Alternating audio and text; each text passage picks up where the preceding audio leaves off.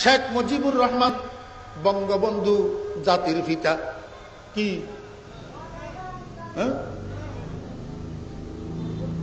আগে বুঝেন, এরপরে উত্তর দিবেন।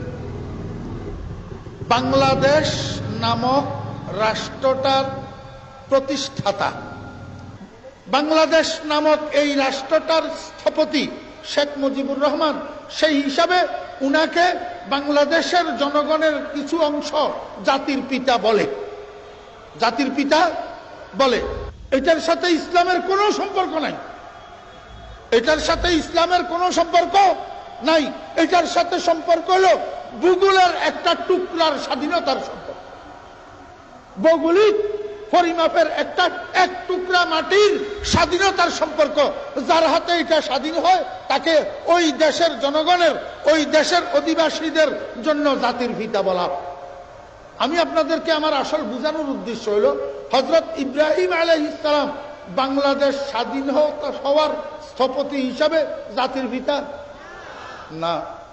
দোস্তাবাব, হযরত ইব্রাহিম আলাইহিস সালাম শুধু বাংলাদেশের মুসলমানদের জাতির পিতা নয়, ভারতে মুসলমান আছে না নাই? তাদেরও জাতির পিতা। পাকিস্তানে মুসলমান আছে না নাই? তাদেরও জাতির পিতা। মিডল ইস্টে মুসলমান আছে না নাই?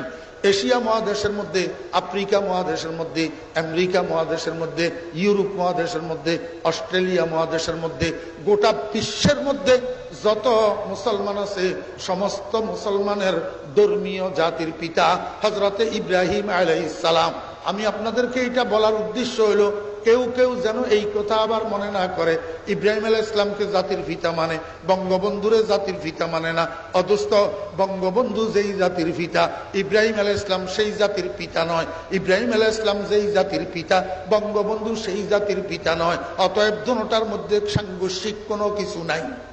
আগামীকাল 15ই আগস্ট জাতীয় শোক দিবস। আমাদের জাতির পিতা, বাঙালি জাতির পিতা বঙ্গবন্ধু শেখ মুজিবুর রহমানকে নির্মমভাবে সপরিবারে শহীদ করা হয়েছে। একটা প্রশ্নের উত্তর দিতে চাই। অনেকে বলেন আমি কোনো দল করি না, কোনো দলের সাথে আমার সম্পৃক্ততা নাই, কোনো দলের সংগঠনের সাথে আমি কোনো রকম সম্পৃক্ততা, কমিটিতে কিছু নাই। আমরা যখন বঙ্গবন্ধুকে জাতির পিতা বলি, অনেকে এটাকে বলে শিরক। কেন? যে জাতির পিতা তো ইব্রাহিম, মুসলিম জাতির পিতাকে জোরে বলেন। ইব্রাহিম হচ্ছে মুসলিম জাতির পিতা। নিউট্রালি আনসার দিচ্ছে, কোনো দলের জন্য নয়, দলবাজি করে নয়, ভুল সংশোধনের জন্য। অনেকে বলেন যে বঙ্গবন্ধুকে জাতির পিতা বলা হলে ইব্রাহিম নবী কি তাহলে? তাহলে তো মুসলমানদের ব্যাপার এটা বলা যায় না, বঙ্গবন্ধুকে জাতির পিতা বলা যাবে না। কেন যাবে না? আমাদের জাতির পিতা তো ইব্রাহিম। কি প্রশ্ন আছে না? এর উত্তর হচ্ছে ইব্রাহিম আলাইহিস সালাম হচ্ছে মুসলিম জাতির পিতা, আর বঙ্গবন্ধুকে বলা হয় বাঙালি জাতির পিতা। কোনো ক্ল্যাশ নেই, দেয়ার ইজ নো ক্ল্যাশ। এখানে কোনো দ্বন্দ্ব নেই। এখানে বঙ্গবন্ধুকে জাতির পিতা বললে কোনো সমস্যা নেই, কারণ বঙ্গবন্ধু বলা হয় বাঙালি জাতির পিতা। এখন আপনি অন্য দল করেন, সেটা মানতে পারেন কি পারেন না আপনার বিষয়, কিন্তু যদি আপনি মেনে নিয়ে বলেন যে বঙ্গবন্ধু বাঙালি জাতির পিতা, মুসলিমদের কোনো অসুবিধা নেই। মুসলিমরা দাবি করে, জানে, মানে মুসলিমদের জাতির পিতা হচ্ছে ইব্রাহিম। মানুষ তো এটা বলে না বঙ্গবন্ধু মুসলিম জাতির পিতা বলে।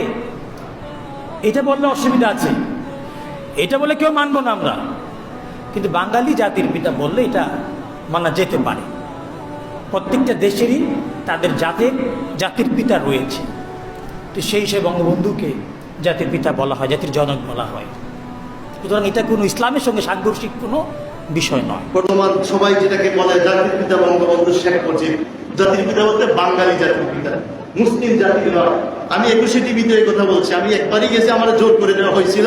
খুব মুহূর্তের মধ্যে ওনাদের প্রোগ্রামার মিস আমার দোষের জন্য আপনি মসজিদে এই পথে জুমায় আপনি এখানে একটু সময় দিয়ে যাবেন, কোনো কিছু নয়, শুধু ইসলামিক প্রশ্ন আসবে, আপনি জবাব দেবেন।